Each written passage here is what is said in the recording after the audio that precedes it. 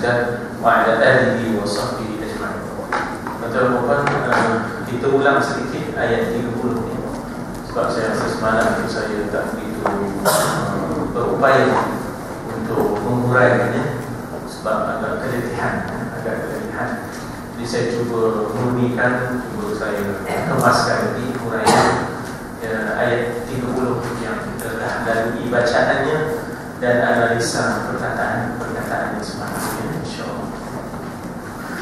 Jadi ayat 30 ini sebenarnya arahannya kepada Nabi secara khusus dan kita umumnya, bahawa kita hendaklah ta'aqib wajhaka lid-din hanifah.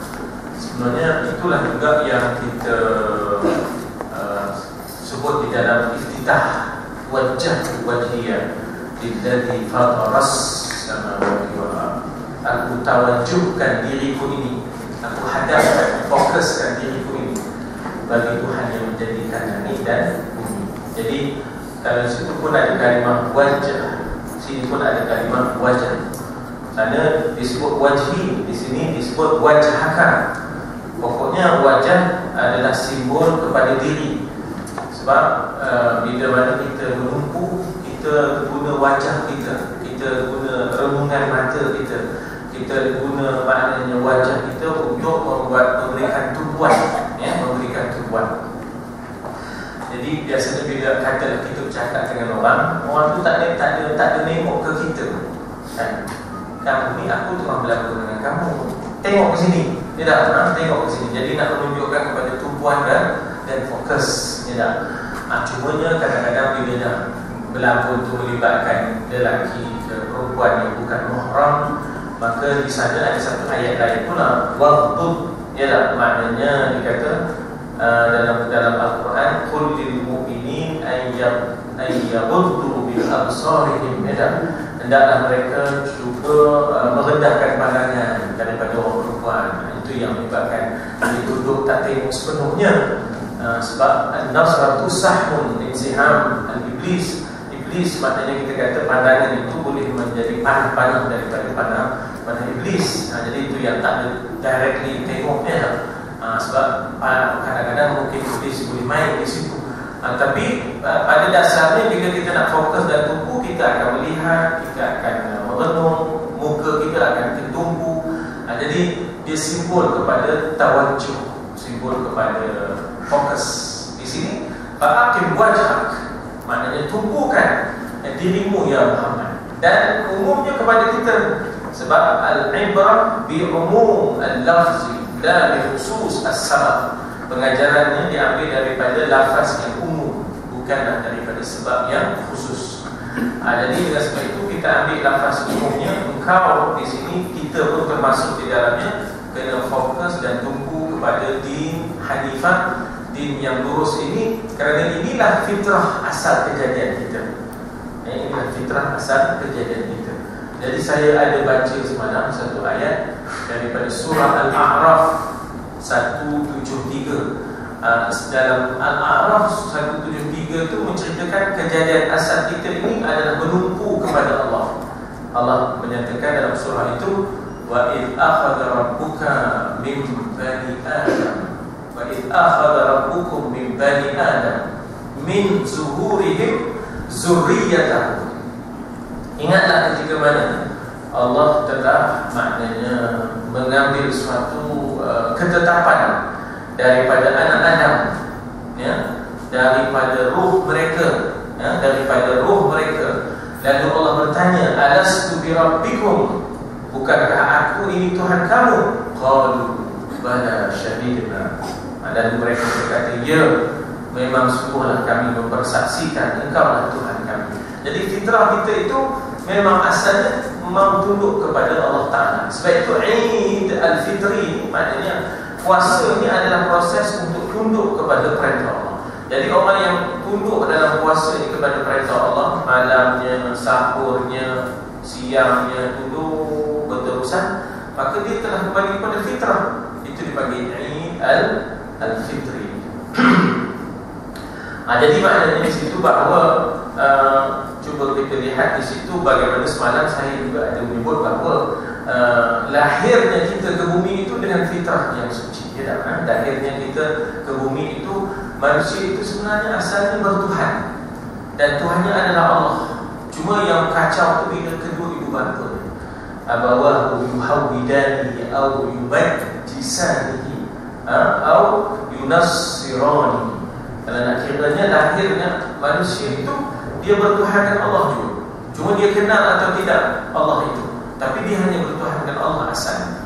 Cuma bila mana mak bapak ni tadi merosakkan kesucian itu dengan akidah yang rosak, fa abawahu, kedua ibu bapa lah, yuhawwidan, menyahudikan, atau yumajjisan, memajusikan, sebuah api ke, sebuah patung ke,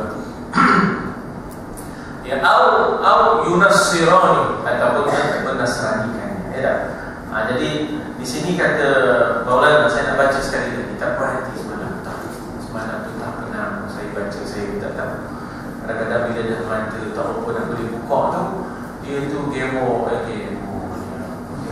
kalau sika tu gelo mana-mana kan. Tak tahu ke mana semalam ya, tak maaf mana buatnya. Jadi katanya, sebagaimana kata, tengok dalam nota 3541, sebagaimana ia keluar dari ciptaan kuasa Allah, dipanggil sibghatullah. Kita ni adalah ciptaan Allah, sibghah. Kalau dalam surah Baqarah disebut sibghatullah, wa man ahsanu minallahi sibghah. Kita ini adalah ciptaan Allah, kita ini adalah fitratullah. Wa man ahsanu minallah, siapalah ciptaan mana yang terlebih baik daripada ciptaan Allah? Wa man ahsanu minallahi sibghah. Itu sibghah. Sibghah dengan fitrah lebih kurang. Ya, sibghah dengan fitrah lebih kurang. Bahawa Allah ciptakan kita ini adalah insan yang tidak berdosa, yang dikatakan fitrah itu suci bersih, ya tak? Murni, benar, bebas, cenderung.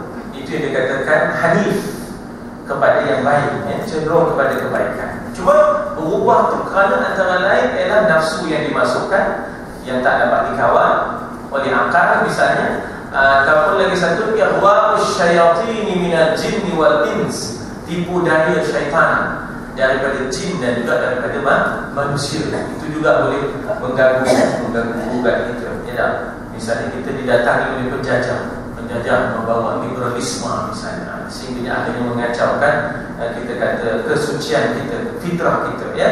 Serta mempunyai kefahaman yang benar asalnya, ya, maknanya kita itu sebenarnya sudah disediakan akal yang mampu untuk mencerap kebenaran, akal yang mampu untuk menerima hak. Itulah dia dikatakan hanifan, ya. Jadi dikatakan kefahaman yang benar berkenaan dengan kedudukan sendiri, ya, kedudukan kita sebagai makhluk dan Allah sebagai khaliq, dan juga tentang kebaikan Tuhan, rahmat Tuhan. Macam ini, Ramadan ini adalah rahmat Tuhan kepada kita, di mana dia membawa offer and discount, ya tak? Rahmat ini membawa offer, membawa Ramadan ini adalah tentang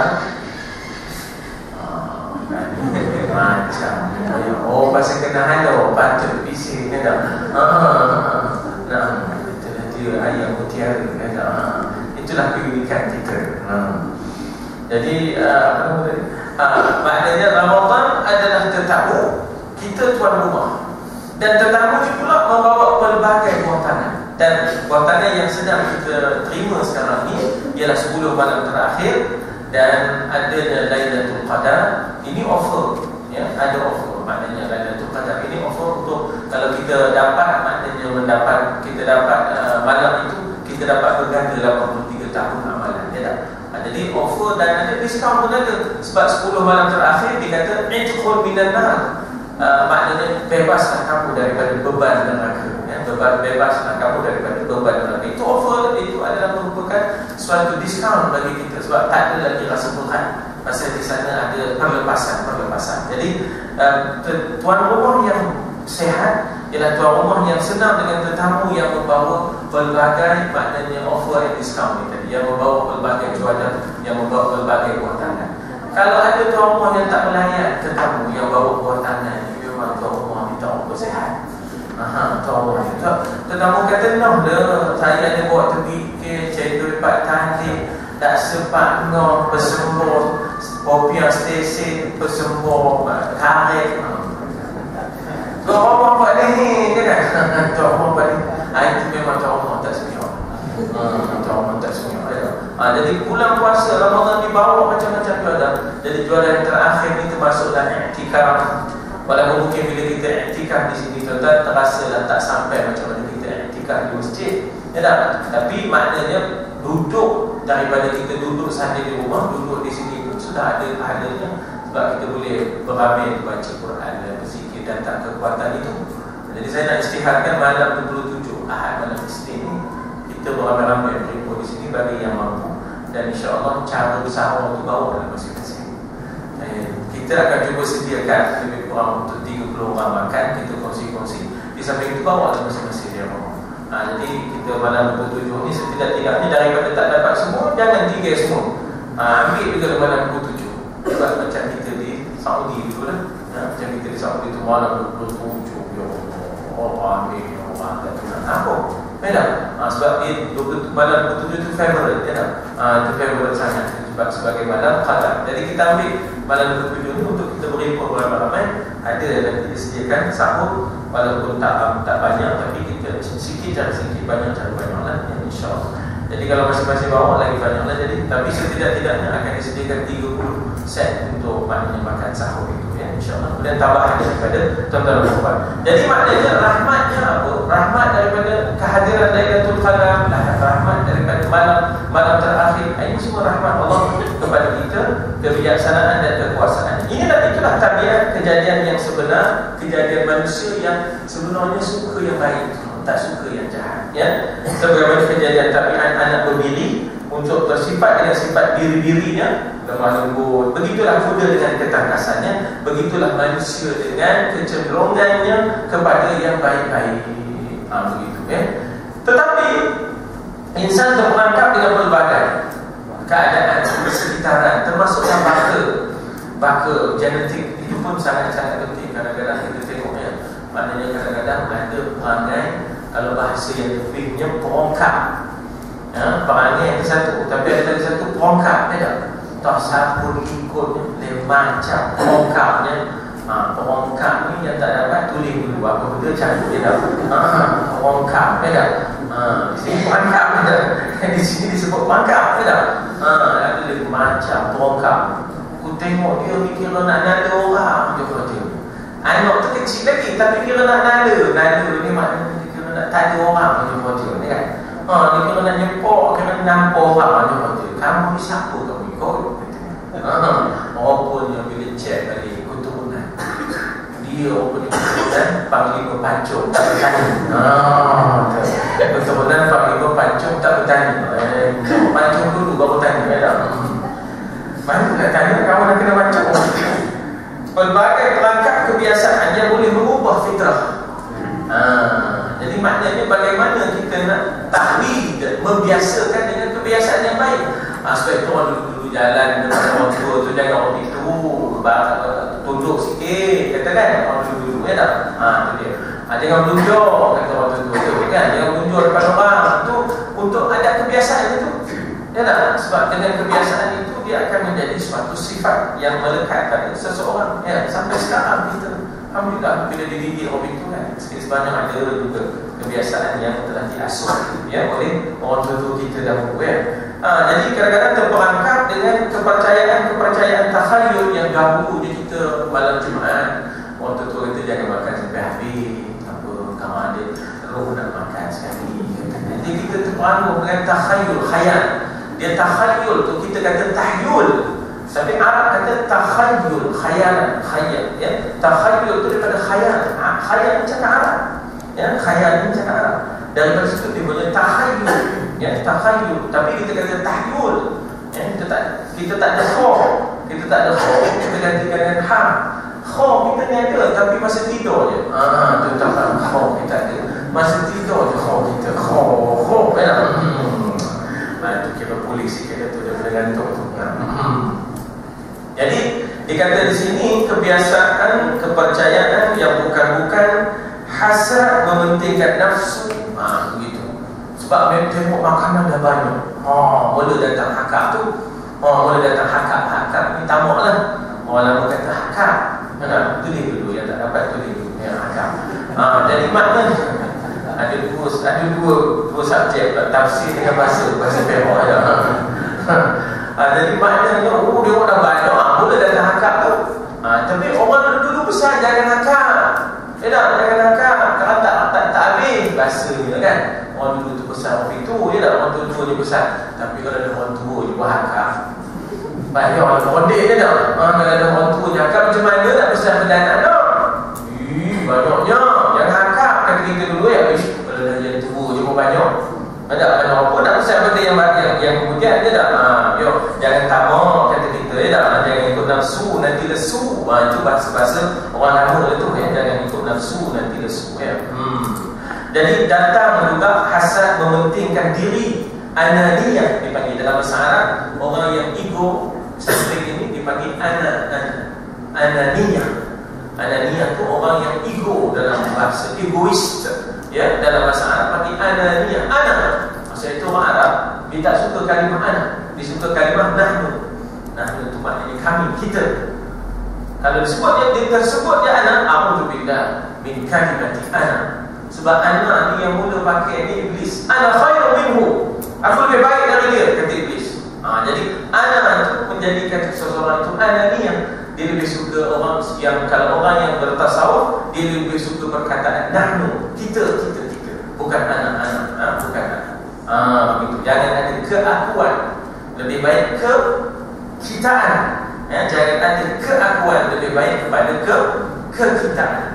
Itu yang kita cuba wujudkan dalam diri kita, perasaan kekitaan itu, bukan keakuan dia. Tapi maklumlah ya, dengan gerakan, dengan usaha individualistik, dengan arus individualistik itu menyebabkan lupa kita terhadap maknanya kekitaan itu ya.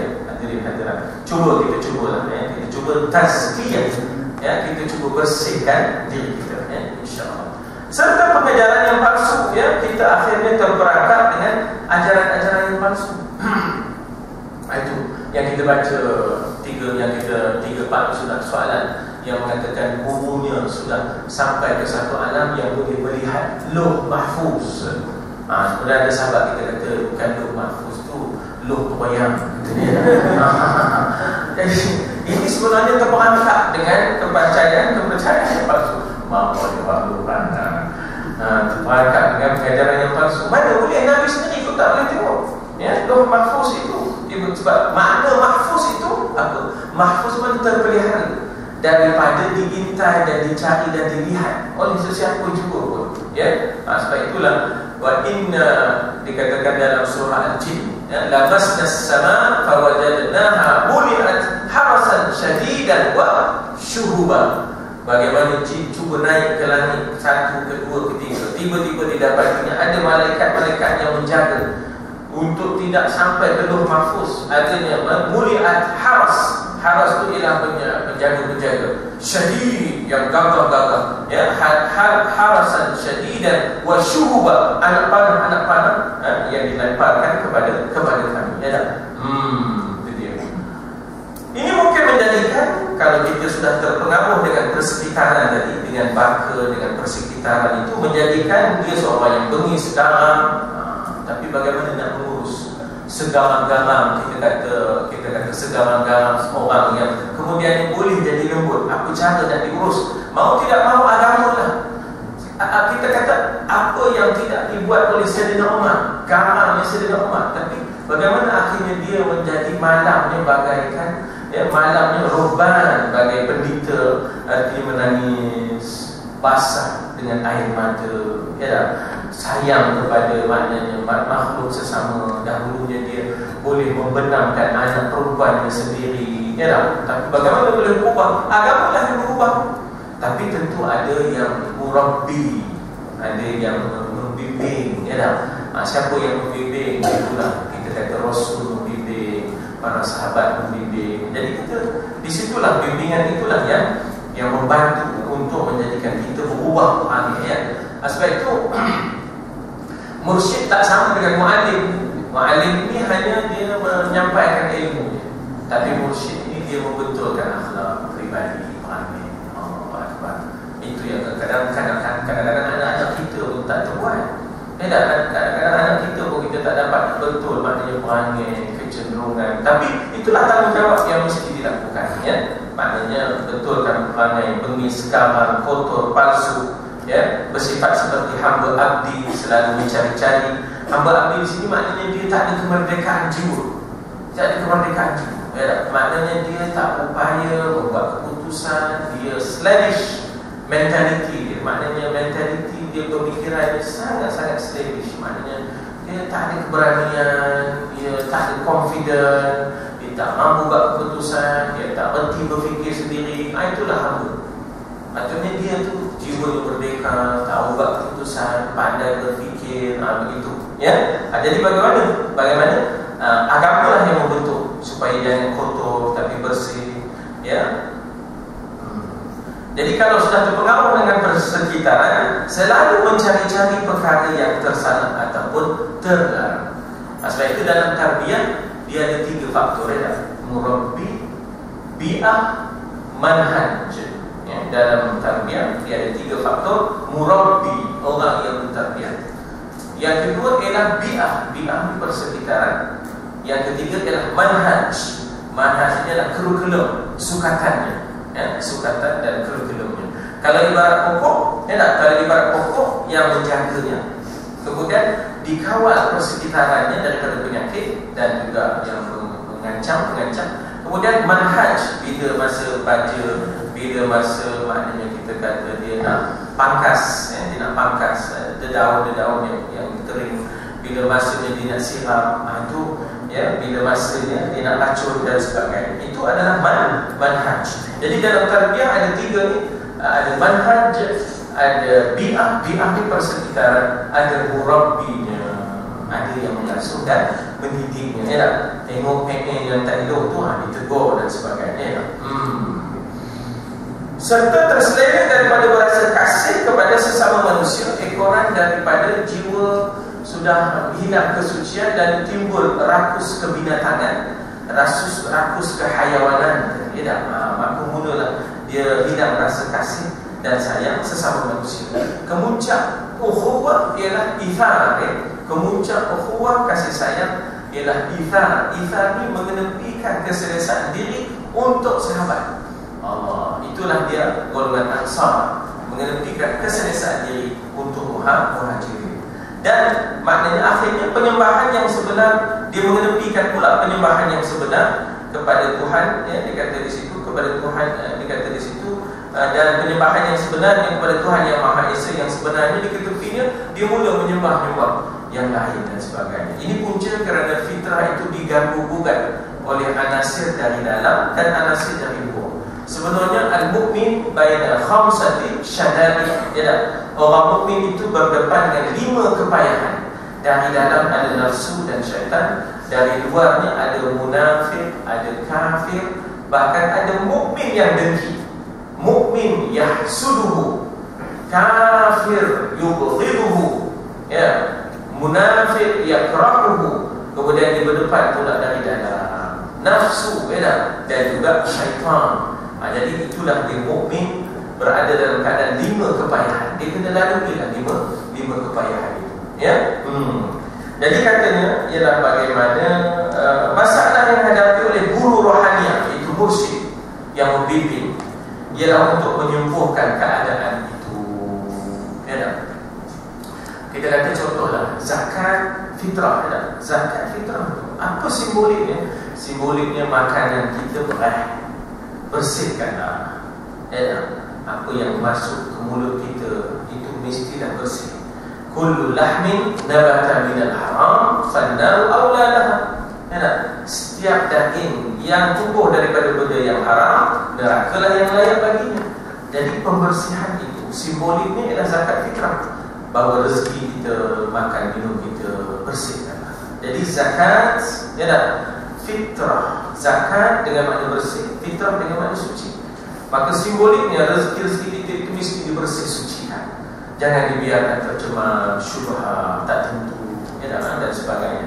Jadi supaya kita itu Eid al-Fitri, kembali kita itu sebenar-benar kembali. Orang yang kembali itu dipanggil aidin, dan kalau dia berjaya faizin. Itu yang kita kata minal aidin wal faizin. Itu dia. Ya, mudah-mudahan engkau ini kembali suci bersih. Mudah-mudahan engkau berjaya mengalahkan hawa nafsu dan memimpin diri sendiri. Itulah minal abidin wal faizin. Itu yang kita sebut-sebut selalu ya. Jadi nak sembuh keadaan bengkok ini, itu mursyid. Inilah dia. Kalau mu'alim dia sekadar bagi nilai, tapi dia tidak maknanya membimbing. Ya, mu'alim itu dia sekadar bagi nilai, tapi tidak membimbing. Tapi kalau mursyid itu selebih-selebihnya lah. Ditengoknya kita, ya, ditengoknya kita kenapa begitu, kenapa begini, kenapa jalan begitu, kenapa jalan begini. Ada sahabat yang jalan dengan sombong kan, bombak. Jadi kita wala tamshi fil ardi maraha, jangan berjalan di muka bumi ini dalam keadaan yang sombong. Jadi maknanya itu Nabi itu satu-satu. Tiba-tiba ada seorang sahabat berjalan dengan sombong di medan perang. Lalu Nabi kata, jalan yang macam kamu ni tak boleh terkejut kecuali di sini. Di medan perang boleh tunjuk gagah, sombong, hebat, supaya musuh jadi takut. Ini proses membimbing yang bengkok gitu, ya, untuk mengembalikan tabiat manusia kepada fitrah yang tunduk patuh kepada Allah, supaya menjadi apa yang sepatutnya dibawa kehendak Allah allati fatara an-nasa 'alaiha. Jadi seruan kita ini adalah seruan ke arah fitrah. Dakwah kita ini dakwah ke arah fitrah. Wahyu kita, wahyu itu yang Tuhan turunkan itu adalah wahyu yang memanggil fitrah. Ya, ada banyak benda cerita. Masalah ini bisa tak buat terambil ke betul. Jadi wahyu itu sebenarnya menggamit fitrah, sebab manusia itu dilahirkan di atas kesucian fitrah itu. Allati fatara an-nasa 'alaiha la tabdila li khalqillah. Jangan kamu ubah, jangan kamu badil. There is no alternative. Selalu orang kata Islam is the alternative.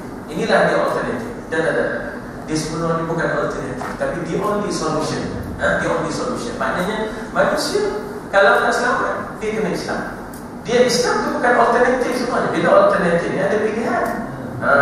Tak ada boleh pilih. Dan dia the only solution, bukan alternatif. Sebab itu kalau ikhwan muslimin, dia tak sebut al-Islam huwal badil. Badil itu maknanya alternatif. Tabdil kan, badil. Bahkan dia kata al-Islam huwal hil. Hil itu maknanya penyelesaian. Islam is the solution. Hil adalah penyelesaian kepada kemelut yang ada di Mesir itu. Maknanya oleh kerana kamu sudah begitu lama duduk di bawah rejim yang begitu keadaannya, kronismanya, ya tak, begitu keadaan memperkayakan orang yang sudah kaya, boleh bersambuh 30 tahun. Ya Allah, ya tak, gaji lecturer 600, gaji lecturer 700, apa, ya tak. Tiba-tiba yang kaya-kaya melampau-lampau. Jadi orang nak buat perubahan, baru nak setahun nak buat perubahan, kamu dah bolehkan. Semuanya tuan-tuan, tangan-tangan air Amerika. Sebab kalau berterusan dia akan menyebabkan Palestin jadi gagah, Syria akan dapat kemenangan ke atas kezaliman. Sebab itulah apa caranya nanti akan mengganggu Israel. Akhirnya tangan-tangan lain yang berperanan, ya. Tuan-tuan, ada 3 insiden di bulan puasa ini. Pertama, insiden di Malaysia, iaitu kononnya budak-budak orang bukan Islam kena makan dalam tandas. 2, isu Vivian yang apa nama tu, khinzir itu yang dikatakan sebagai jualan berkuasa, ya tak. 3, yang bawa dia anjing, ya tak, yang bawa dia anjing. Bagi saya sebenarnya ini semua dicipta, ya. Syiah dan Sunnah pun bagi saya, walaupun ianya ada, tapi dicipta supaya dibesarkan daripada makna saiz dia, supaya akhirnya umat ini umat yang bercelaru, umat yang makna terpecah-pecah, umat yang terpecah-pecah. Dan orang lupa isu yang sebenar. Orang lupa isu yang sebenar. Isu yang sebenar adalah Amerika, musuh yang cuba untuk menguasai kita dan mencetuskan perbezaan-perbezaan dan membesar-besarkan benda yang sebenarnya kecil. Bagi saya, kalau nak dibesarkan, biar kita besarkan isu anak-anak Ridwan yang tak dapat kita selamatkan 3 orang tu, ya, daripada isu yang melibatkan Sunnah Syiah. Memang ada, tapi tidaklah sebesar itu saiznya. Sehingga kampung ini dah ada, wayang dah ada, loh dah ada, suap petai ada, tak ada. Kok video dia memang tak ada apa. Syiah tak tahu nama. Tak tahu nama. Jadi ini semua bagi saya tak suka Melayu. Saya tak suka melayan. Jadi tunduk patuh kepada perintah Allah itulah zalika dinul qayyim. Ya. Tentang din juga disebut dain. Apa makna dain? Apa makna dain? Dain kan ke hutang. Dain kan ke dain. Kan? Idza tadayantum bi dainin faktubu, kata Allah dalam surah Baqarah, idza tadayantum bi dainin faktubu. Kalau kamu berhutang-hutang piutang, maka tulis. Ya. Tulis. Itu ada disebut panjang dalam satu buku surat. Cerita mesti datangkan dua saksi apa semua tu kan. Dan sebagainya.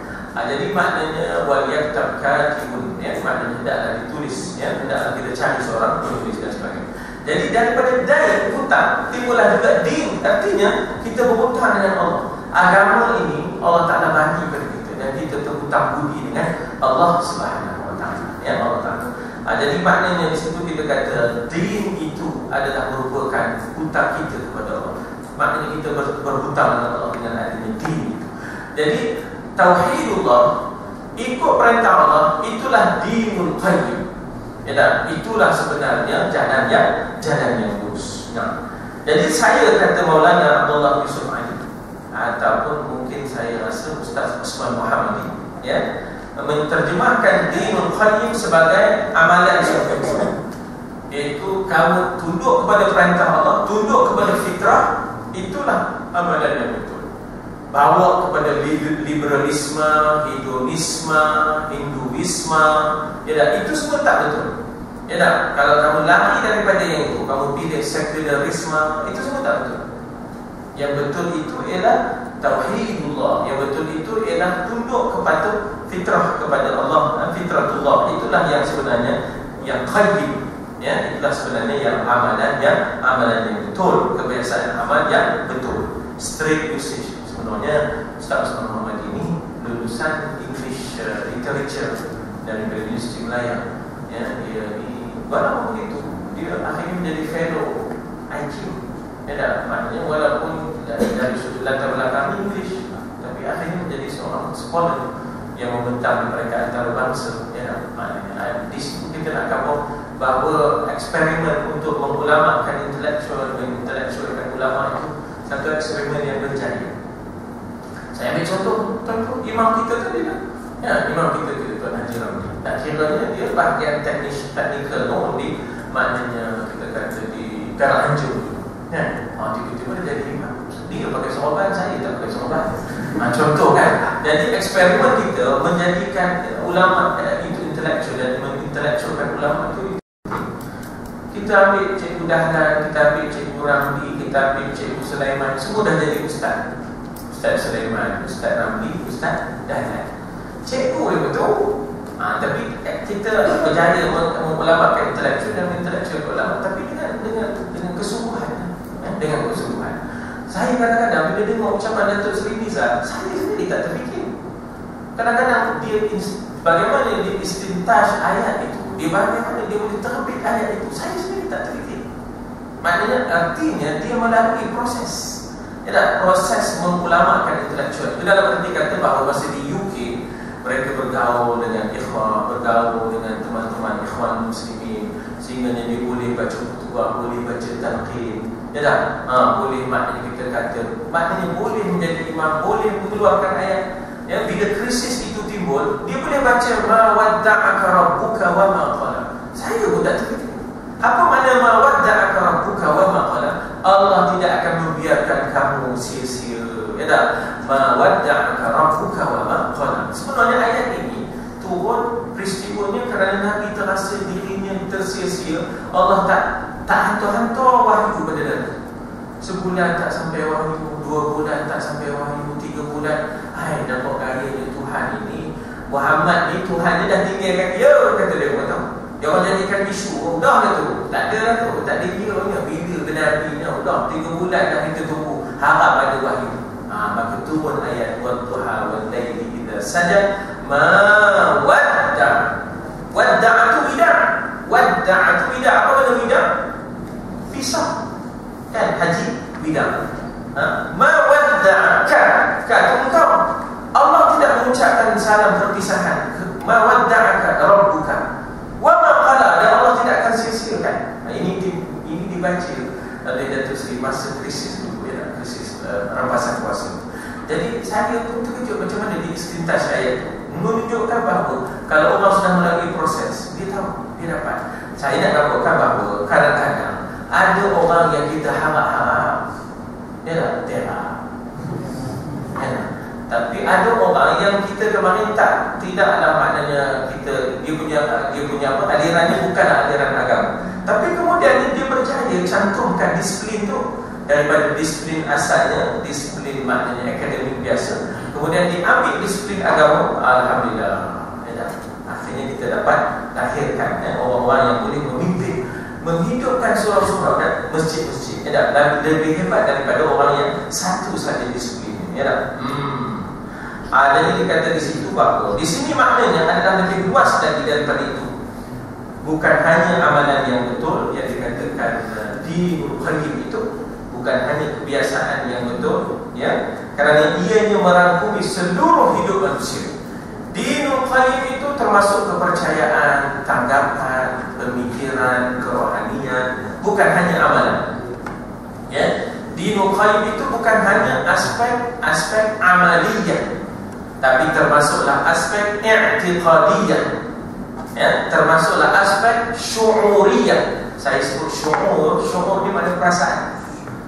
Kita nak berperasaan dengan orang, kita nak berperasaan dengan Allah, kita nak berperasaan sesama kita macam mana. Itu pun ada orang kata bimbingan agama, ya. Contoh gini lah, agama bimbing kita.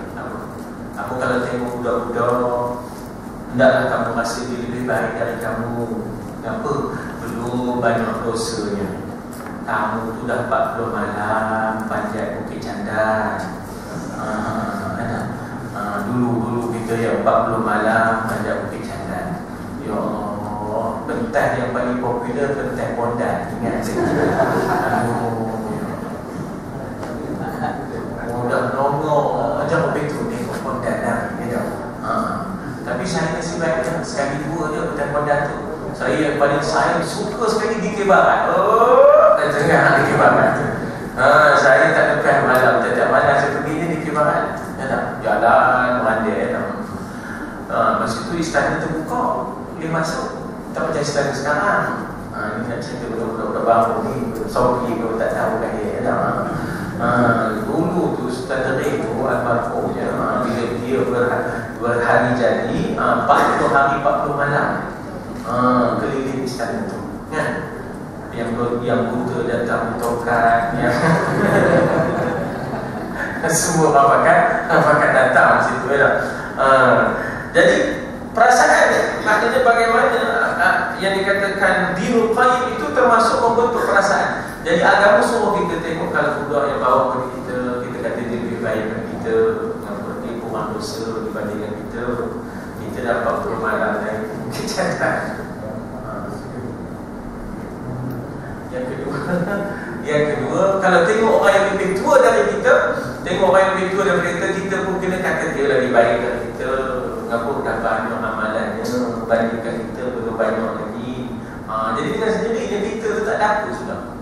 Dengan sendirinya kita letak diri kita tak sehebat mana, tak dibandingkan dengan orang lain. Sebab manusia itu lebih tua, lebih muda, tak boleh. Sudah. Jadi dengan sendirinya kita letak diri kita bukan hebat mana. Itu bagaimana dinul qayyim, maknanya nak membentuk pemikiran, membentuk perasaan syu'uriyah, membentuk kepercayaan i'tiqadiyah. Jadi bukan hanyalah membentuk amalan. Amalan ini adalah amaliyah, practicality, ya, practicality. Jadi dia lebih luas merangkumi seluruh hidup manusia, pemikiran, hasrat, aspirasinya apa, ya, untuk agama apa, ya, untuk akhiratnya apa.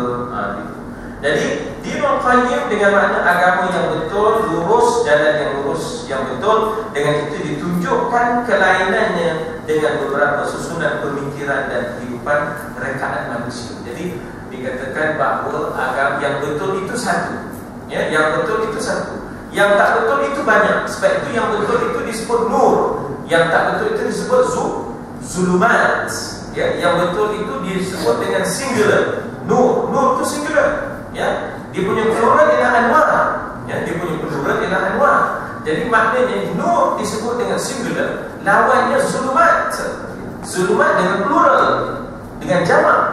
Jadi yang tak betul, yang dia reka-reka sekularisme, kapitalisme, liberalisme, hedonisme itu banyak. Di agama itu satu saja. Ya, agama yang benar itu hanyalah satu. Jadi maknanya di situ kita kata berlain dengan susunan pemikiran rekaan manusia yang begitu pluralistik, maknanya begitu banyak, begitu banyak.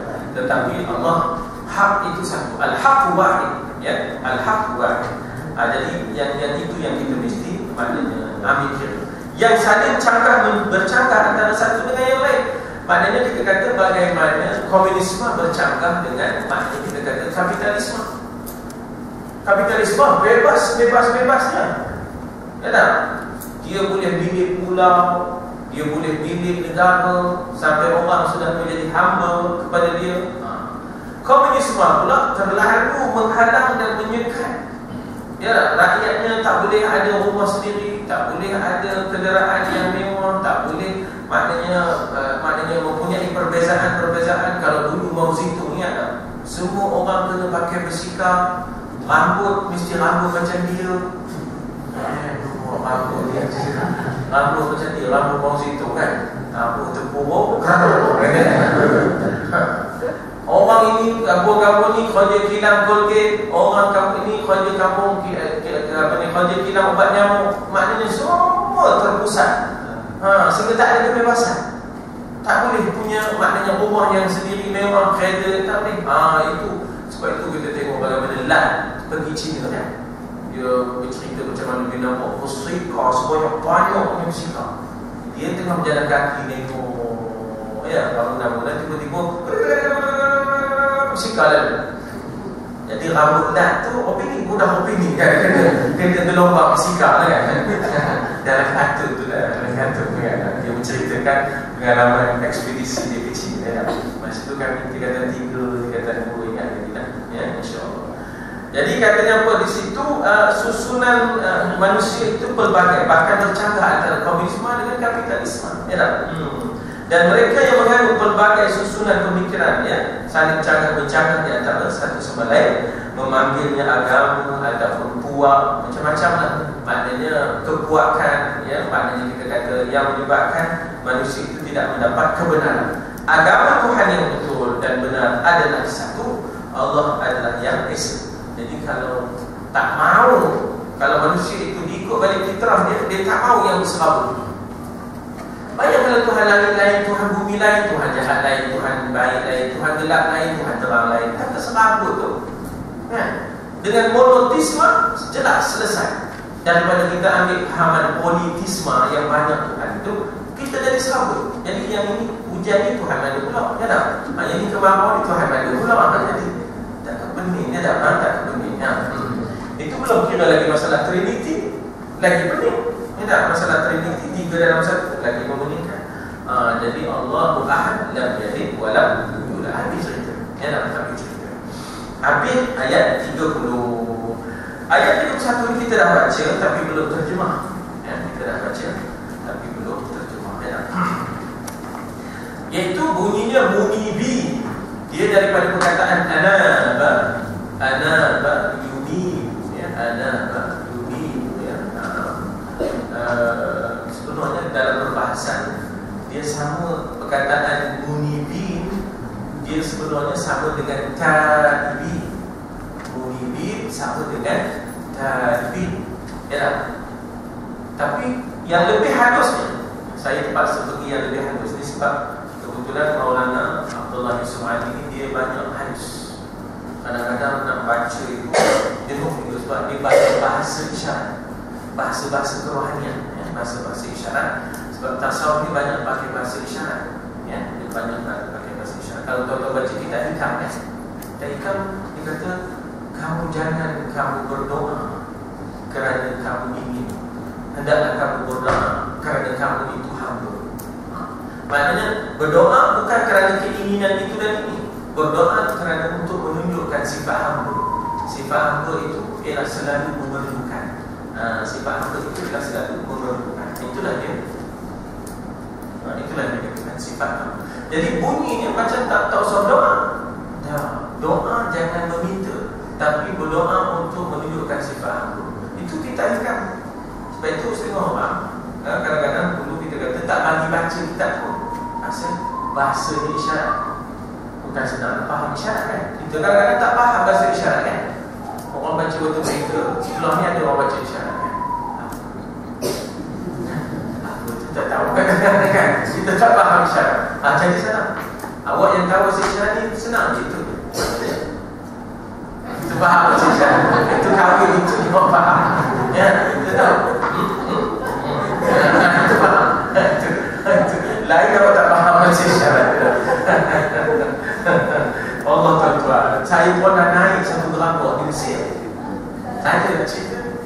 Saya naik gerabak tu daripada mana betul-betul tu ya. Saya tak ingat tu. Tapi dekat dengan pulau Napoleon pernah maknanya memerintah Mesir. Satu ketika dia berkelahi dengan maknanya Napoleon lawan dengan apa? Napoleon lawan dengan apa? Nelson. Jadi kami pergi ke Pulau Nelson ya. Pulau Nelson. Jadi naik apa namanya satu gerabak. Tetapi saya, isteri saya, anak itu baru seorang, anak baru seorang. Naik gerabak tu ramai orang, tapi tak berbunyi. Semua pakai bahasa isyarat. Putar-putar semua. Ini memang hebat sebab memang kelas 1 dia sebab ni. Kan apa semua berputar tangan tu. Harap dengar sepatah tak dengar kan. Sunyi sepi tapi demo bersembah kita tak reti nak campur.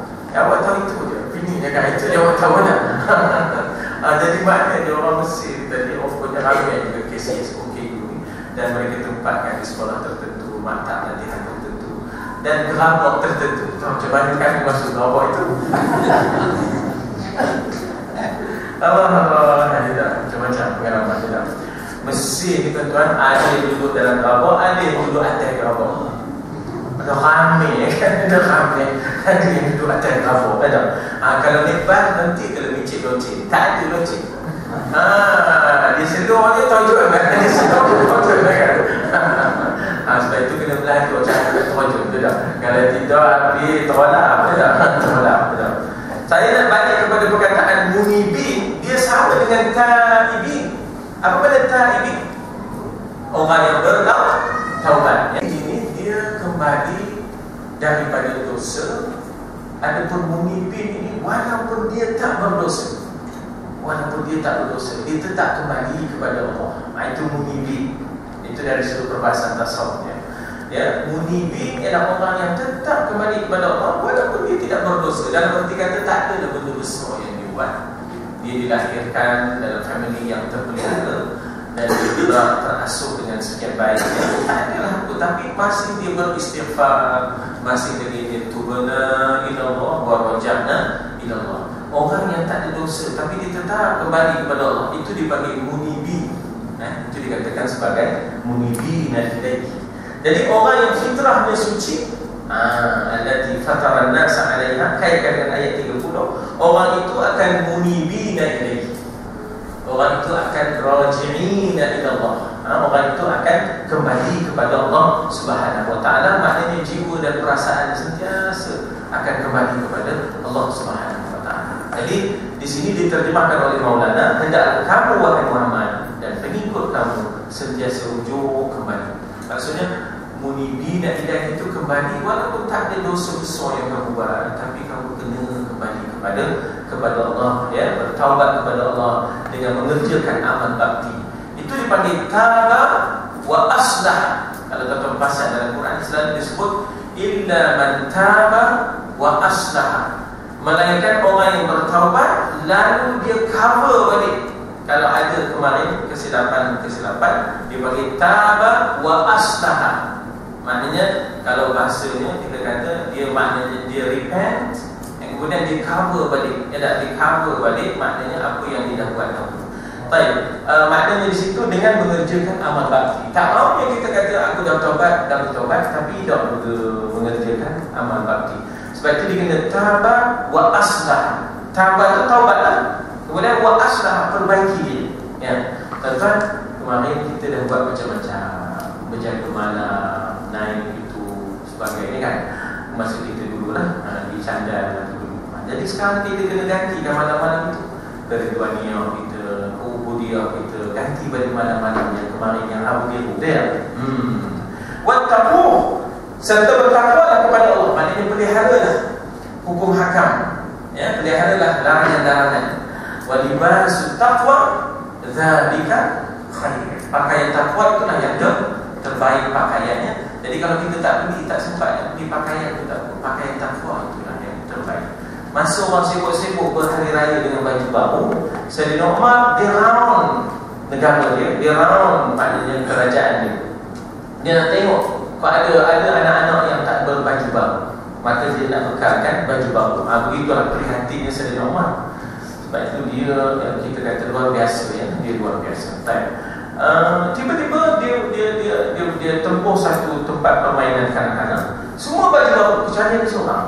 Kamu kenapa tak ada baju baru? Lalu kanak-kanak itu jawab, walibasu taqwa zalika khair. Pakaian takwa itulah yang terlebih baik. Maka syahdunya Sayyidina Umar hampir menangis. Kamu anak siapa? Kata Sayyidina Umar. Kata di budak tu, anak Abu Bakar As-Siddiq. Patut dulu. Dia terbuh di peluknya budak tu. Terbuh di peluknya budak tu. Itu masa aku lalu tadi, kawan-kawan kamu semua ke tepi. Kamu je tak ke tepi. Kenapa kamu tak ke tepi? Kata, pasal apa saya nak ke tepi? Yalah aku nak lalu. Jalan lain lagi, katanya tu. Jadi dia tak ada sifat hamba manusia. Dia tak ada sifat hamba manusia. Maknanya anak Sayyidina Abu Bakar ni begitu merdeka jiwanya. Tak adalah maknanya terbawa-bawa menjadi hamba manusia. Pasal tepi jalan luar, kata dia. Ya, jalan luar dia tak payah Fiskam benar ada Abu Bakar. Jadi jiwa merdeka yang ada pada dia, yang ditakutnya Tuhan dia, yang ditakutnya Tuhan dia. Bukan senang, ya. Wattaquhu wa aqimus shalah. Dirikanlah akan sembahyang. Di sini diterjemahkan kerjakanlah. Walaupun sebenarnya perkataan aqimu itu daripada aqim. Kalau dah ramai jadi aqimu, ya. Kalau seorang aqim. Selalu khatib bila habis dia khutbah kan dia guna perkataan aqimus shalah kan. Inna Allah ya'muru bil 'adli wal ihsan wa ita'i dzil qurba. Masih itu kita jaga kan. Masih itu kita jaga dari tidur kan. Sebab selalu khutbah ni kita tidur kan. Macam tadi nak khutbah ni. Jadi berhati-hatilah sebelum balik. Pastikan kunci rumah, laporkan kepada pihak polis, beritahu kepada jiran. Awak pelik juga kita khutbah, tapi tak apa, dia tengok buat macam mana kata kan. Kadang-kadang khutbah tu kita menjadi ngantuk. Aku cerita di bawah tempatan, cerita dekat permelangan jalan raya. Kan? Sebenarnya yang kena selamat itu jiwa, yang kena selamat itu rohani. Bukan harus selamat harta benda je. Ya, bukan. Sepatutnya berhati-hatilah bila menyambut hari raya. Jangan sampai terkorban akidah.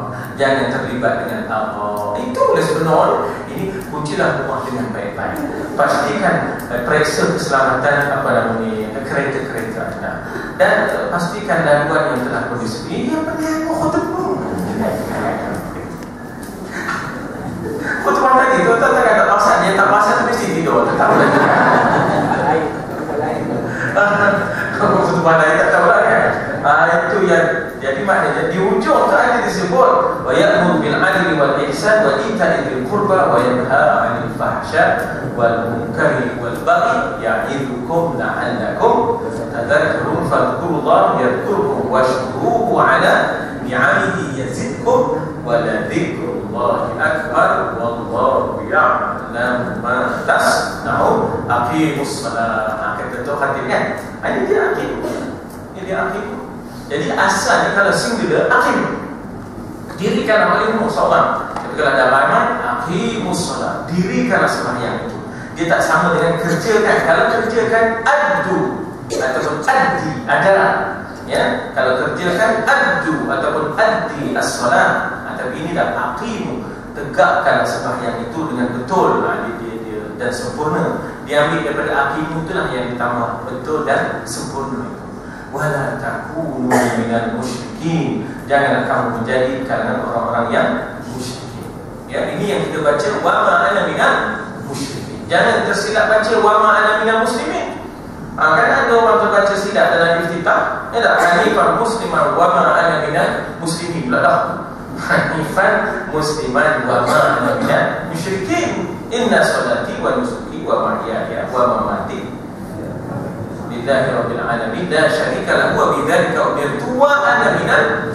Kalau dah tiba-tiba wa ana minal musyrikin, berat. Tak ada orang semak bacaan dia tau. Tak ada orang semak bacaan. Jadi ambil kesempatan bulan puasa ni, semak bacaan. Bila kita dah habis baca Quran, semak pula bacaan, ya, supaya pastikan bacaan kita tu mengikut sepatutnya, ya tak? Kadang-kadang ada ha yang tu pada liha. Subhana rabbiyal azim, subhana rabbiyal a'la. Bukan subhan. Ya tak? Subhan. Jadi kadang-kadang kita kena semak balik, ya. Kadang-kadang kita tersilap membawa makna nanti, ya tak? Jadi munibin 3543, kita baca sikit lagi. Ya.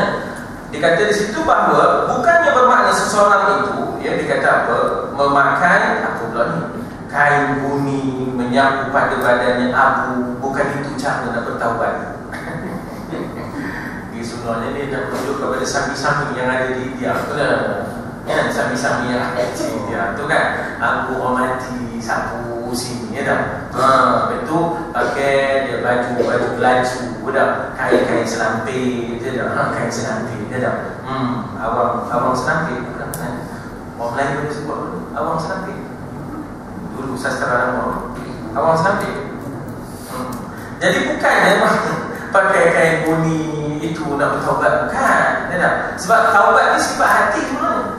Taubat ini adalah sifat hati. Cuba tuan-tuan tengok, ya, menyesal, berazam, benci, kan itu semua hati tu. Itu semua hati tu. Ya, kalau pakai kain buni tapi tak ada benci dengan maksiat, tak ada menyesal, nak. Ya tak?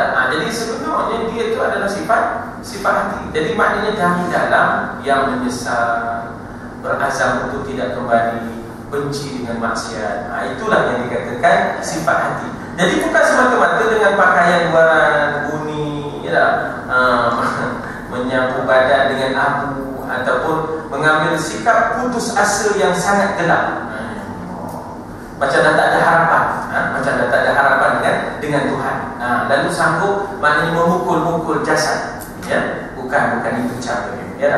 Bertaubat maknanya tinggalkan penyakit kerohanian, penyakit yang rasa selesa dengan dosa. Itu maknanya penyakit tu. Fi qulubihim maradun, itu, ya, iaitu orang yang rasa selesa dengan dosa itu orang yang berpenyakit sebenarnya.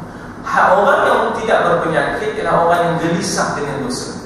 Yang dikatakan dzambu ialah ma haka bihi nafsu. Yang dikatakan dosa itu apa yang menggelisahkan seseorang. Jadi maknanya kita kata bahawa kembalilah daripada penyakit itu, ya, maknanya iaitu berasa tak ada bersandar dengan dosa. Jadi orang yang bertaubat adalah orang yang meninggalkan penyakit dan kembali sihat rohani hatinya, meninggalkan sifat bengkok, ya. Maknanya kita dilahirkan mustaqim, kita dilahirkan untuk lurus, bukan untuk bengkok-bengkok. Sebab itu kita diasuh berani kerana benar, takut kerana salah. Itu yang kita diasuh. Bukan macam sekarang sudah berani kerana salah, takut pula untuk berkata benar. Itu bengkok lah tu. Itu bengkok jadi, ya tak? Jadi dikata kita telah dilahirkan untuk mengikut jalan yang betul, kembali kepada tabiat kejadian asal, iaitu fitrat Allah allati fataran nas 'alaiha, ya. Jadi di situlah sebenarnya kembalinya fitri itu, al-fitri itu ialah kita kembali kepada jalan yang betul, ya. Sebagaimana Tuhan mula-mula menciptakan daripada kepalsuan yang dibawa masuk kepada kita godaan kejahatan. Fa'alhamaha fujuraha wa taqwaha. Ada dua ilham, fujur, ilham durhaka.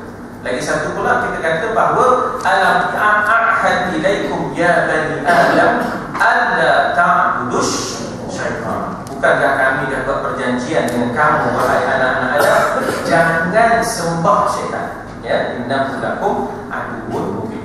Dengan kembali kepada tamsil di mana perumpamaan, jarum pedoman, ikut balik kompas, ya tak? Kita ni ada kompasnya, jangan minum kompos. Kita ni ada talinya, jangan dekat tali. Ini semua tamsil tuan-tuan. Ini semua tamsil ya. Tuhan kata waqtasimu bi hablillah, berpegang teguh dengan tali.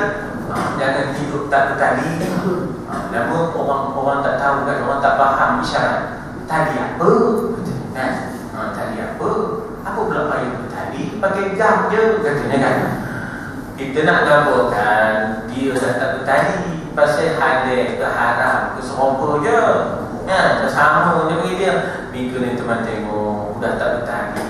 Apa? Memang dia tak ada tali. Isteri tu malam meninggal katanya. Dia tak faham. Orang kata tak ada tali tu maknanya dah tak pegang baru agama. Ataupun dah tak betul jarum minggu ni. Kita faham apa pula. Mana dia jarum-jarum tak ada katanya kan. Jadi jarum belum. Ini bahasa isyarat. Yang selalu menunjuk ke arah yang sebenar. Kalau jarum itu tersekat oleh apa-apa halangan, maka kita mesti melepaskannya supaya dia menjadi terlepas bebas. Jangan kita terikat dengan faham hedonisme, liberalisme, sekularisme, termasuklah nasionalisme sempit. Kita bukan tak sayang bangsa kita sayang, tapi jangan sempit dengan sebab nasionalisme bangsa kita menzalimi bangsa yang lain. Dengan sebab nasionalisme sempit itulah yang menyebabkan kita ketepikan Islam, lalu kita utamakan bangsa. Jangan ada faham yang sempit. Jadi kita bebaskan supaya dia menunjukkan semula dengan betul kepada kutub yang sebenar. Itu yang kita boleh terima macam-macam orang. Orang Bangladesh boleh berbuka sini, orang Yaman, orang Syria datang, orang Mesir, apa tak ada kata masalah. Sebab kita sampai sana di hadapan Allah semuanya sama, walaupun pelat lain. Tapi kalau syarikat kalau baik inna amna ni'mata laka wal tapi kita seronok ya Allah, tengok bangsa macam-macam ciptaan Allah Subhanahu wa taala. Habis di situ iaitu 3541 3543 apa nak ada kita nampak. Ada satu lagi iaitu ayat yang ke 32 itu kita sambung nanti lah.